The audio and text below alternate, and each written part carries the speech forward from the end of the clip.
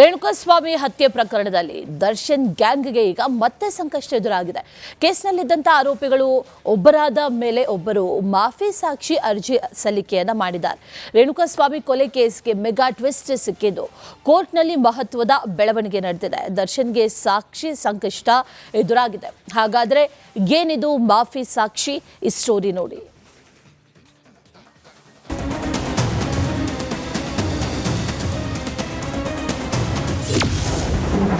ರೇಣುಕಾಸ್ವಾಮಿ ಕೊಲೆ ಕೇಸಿನಲ್ಲಿ mega twist. Darshan ಮತ್ತೆ ಎದುರಾಯಿತು ಸಾಕ್ಷಿ ಸಂಕಷ್ಟ.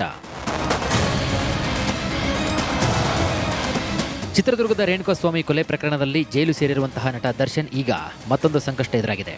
ಈಗಾಗಲೇ ಪ್ರಕರಣದ ಟ್ರಯಲ್ ಶುರುವಾಗಿದ್ದು, ಈಗ ದರ್ಶನ್ ಆಪ್ತ ಆರೋಪಿ ನಂಬರ್ A14 ಪ್ರದೋಷ್ ಮಾಫಿ ಸಾಕ್ಷಿ ಇದೀಗ ಅರ್ಜಿ ಹಾಕಿದ್ದಾನೆ.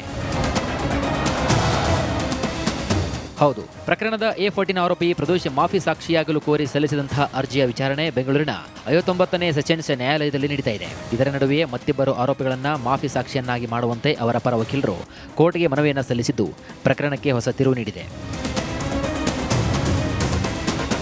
ಪ್ರದೋಷ್ ಜೊತೆಗೆ ಪ್ರಕರಣದ A8 ಆರೋಪಿ ರವಿಶಂಕರ್ ಹಾಗೂ A10 ಆರೋಪಿ ವಿನಯ್ ಕೂಡ ಮಾಫಿ ಸಾಕ್ಷಿಯನ್ನಾಗಿ ಪರಿಗಣಿಸುವಂತೆ ಕೋರಿದ್ದಾರೆ. ಈ ಬಗ್ಗೆ ಆರೋಪಿಗಳ ಪರ ವಕೀಲರು ಕೋರ್ಟ್ಗೆ ಅರ್ಜಿಯನ್ನು ಸಲ್ಲಿಸಿದ್ದಾರೆ. ಪ್ರದೋಷ್ ಈಗಾಗಲೇ ಮಾಫಿ ಸಾಕ್ಷಿಯಾಗಲು ಒಪ್ಪಿಕೊಂಡಿದ್ದು, ಈಗ ಮತ್ತಿಬ್ಬರು ಆರೋಪಿಗಳು ಅದೇ ಹಾದಿಯನ್ನು ತುಳಿಯಲು ಮುಂದಾಗಿರುವುದು ದರ್ಶನ್ ಪಡೆಗೆ ನುಂಗಲಾರದ ತುತ್ತಾಗಿದೆ.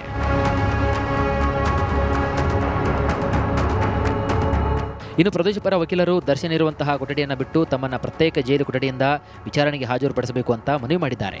ದರ್ಶನ್ ಬೆದರಿಕೆ ಹಾಕುವುದು ಅಥವಾ ಪ್ರಭಾವ ಬೀರುವಂತಹ ಸಾಧ್ಯತೆ ಇದೆ ಅಂತ ಮನವಿ ಮಾಡಿದರು.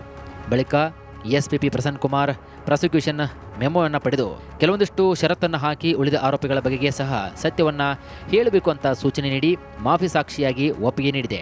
ಸದ್ಯ ವಾದ ಪ್ರತಿವಾದ ಆಲಿಸಿದ ನ್ಯಾಯಪೀಠ ಸೋಮವಾರಕ್ಕೆ ಆದೇಶವನ್ನು ಕಾಯ್ದಿರಿಸಿ ವಿಚಾರಣೆಯನ್ನು ಮುಂದೂಡಿದೆ. ಸದ್ಯ ದರ್ಶನ್ ಜೊತೆಗಿದ್ದ ಆಪ್ತರೇ ಮಾಫಿ ಸಾಕ್ಷಿಯಾಗಿದ್ದು, ದರ್ಶನ್ಗೆ ಮತ್ತಷ್ಟು ಸಂಕಷ್ಟ ಎದುರಾಗುವ ಸಾಧ್ಯತೆ ಕೂಡ ಇದೆ.